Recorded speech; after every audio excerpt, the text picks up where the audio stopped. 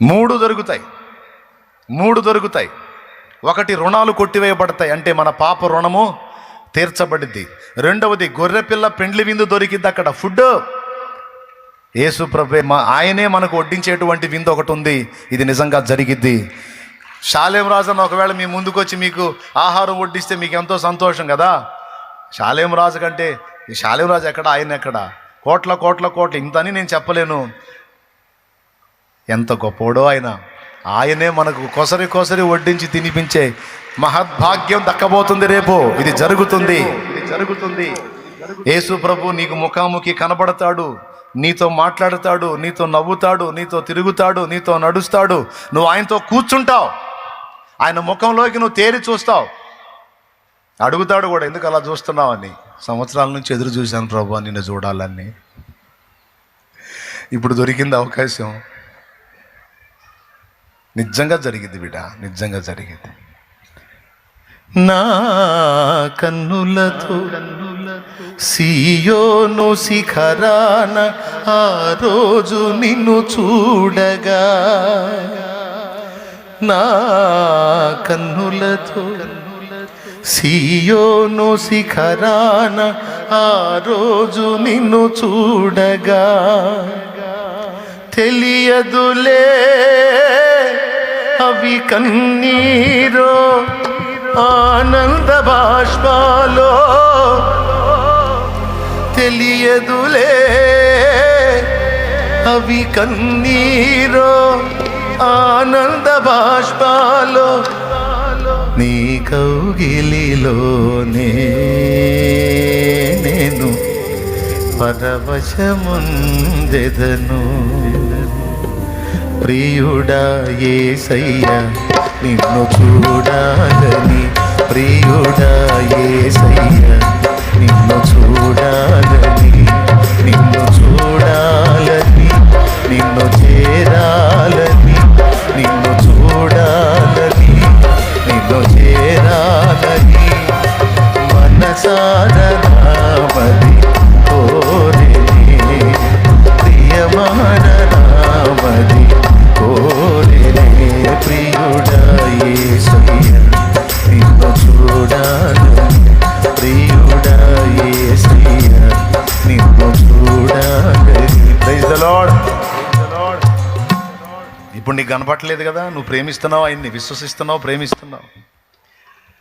ఆయన కోసం తనులు తింటున్నావు, ఆయన కోసం తిట్లు తింటున్నావు, ఆయన కోసం దెబ్బలు తింటున్నావు, ఆయన కోసం మాటలు పడుతున్నావు. నువ్వు నమ్ముపో, నిజంగా జరిగిద్ది. రేపు నేను ఆయన పక్కన కూర్చోబెట్టుకొని ఆయన నీ భుజం మీద చేసి, నా కోసం ఎన్ని తన్నులు తిన్నావు, నా కోసం ఎన్ని దెబ్బలు తిన్నావు, నా కోసం ఎన్ని మాటలు పడ్డావు నువ్వు అని నిన్ను ఆయన కౌగిట్లో తీసుకుపోతే అప్పుడు అడుగు. ఆయన కౌగిట్లో తీసుకుంటాను. నా కుమారి, నా కుమారి, ఎందుకమ్మా నేనంటే అంత పిచ్చి నీకు, అన్ని దెబ్బలు తిన్నావు. నిజంగా యేసు ప్రభు మనతో కూర్చుంటాడు, యేసు ప్రభు మనల్ని హత్తుకుంటాడు. నా బిడ్డ అని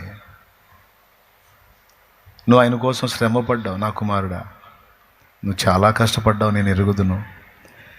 నేనంటే అంత ఇష్టమా నీకు? ఎప్పుడు నా ధ్యాస, నా ఆలోచన, నా తలంపులోనే ఉంటావు. నీకెట్ట తెలుసు ప్రభువా? చూడ, ప్రతిరోజు నిన్ను గమనిస్తానే ఉన్నాను నేను. నీ నడకని, పడకని, ఆలోచనని, సమస్తాన్ని నేను వెతుకుతానే ఉన్నాను.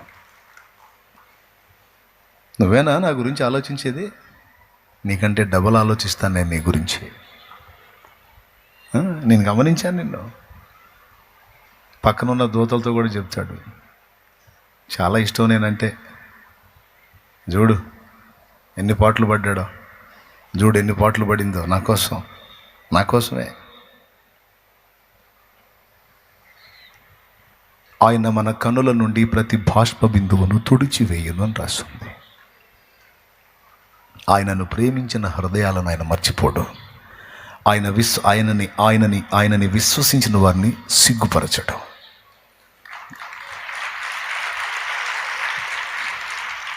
Praise the Lord. హల్లెలూయా. ఇది ఖచ్చితంగా జరిగింది. మన పాప రుణములను కొట్టివేయటం ఒకటి, మనకు ఆయనే విందు చేయటం ఒకటి, మూడవది బహుమానములు ఇవ్వటం. ఈ మూడు జరుగుతాయి. కానీ ఎవరికి ఇవన్నీ? ఆయనను విశ్వసించిన వారికి. విశ్వసించావు గనుకనే వచ్చి బాప్తిస్మం పొందావు, విశ్వసించావు గనుకనే అనేకులకు సువార్త ప్రకటించావు, విశ్వసించావు గనుకనే ఆయన పని చేశావు, విశ్వసించావు గనుకనే ఆయన కోసం పరిచర్య చేశావు, విశ్వసించావు గనుకనే ఆయన విషయంలో డబ్బు ఖర్చు పెట్టావు, విశ్వసించావు గనుకనే ఆయన పనిలో కష్టపడి రెక్కలు ముక్కలు చేసుకొని ప్రయాసపడ్డావు, విశ్వసించావు గనుకనే ఇవన్నీ చేశావు, విశ్వసించావు గనుకనే మాటలు పడ్డావు, విశ్వసించావు గనుకనే ఆయన నామము నిమిత్తం తన్నులు తిన్నావు, విశ్వసించావు గనుకనే ఆయన నామము నిమిత్తం వెలివేయబడ్డావు, బంధు జనములలో చులకన చేయబడ్డావు, విశ్వసించావు గనుకనే తోలనాడబడ్డావు. నువ్వు ఆయన నామం నిమిత్తం పడుతున్నవన్నీ ఆయన యందు విశ్వాసాన్ని బట్టే చేశావు. ఆయన మీద విశ్వాసం లేకపోతే అంత తెగింపు ఎందుకు తెగిస్తావు? అంత సాహసం ఎందుకు చేస్తావు? అంత ఎందుకు ఆయన కోసం ప్రయాసపడతావు? నువ్వు విశ్వసిస్తున్నావు, అందుకే ఈ ధన్యత నీకు. దేవునికి స్తోత్రం కలుగును గాక. చెప్పండి గట్టిగా.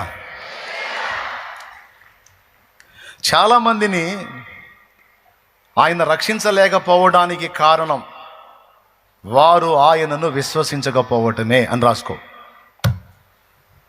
రాసుకో.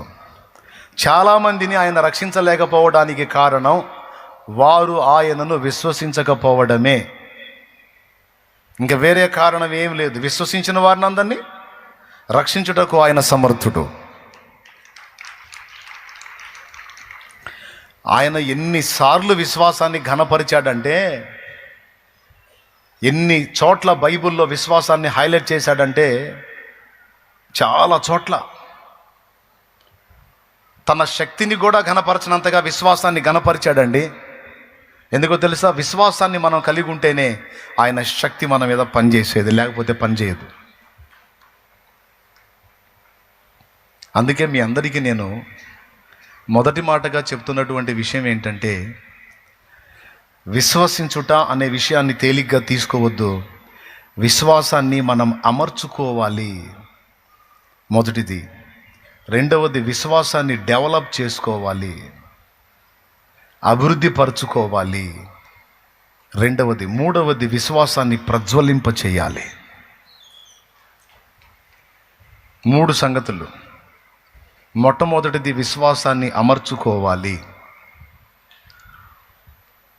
ఇక్కడ మీరు గమనించారు, నీవు విశ్వసించిన ప్రకారమే నీకు అవును గాకపో అన్నాడు.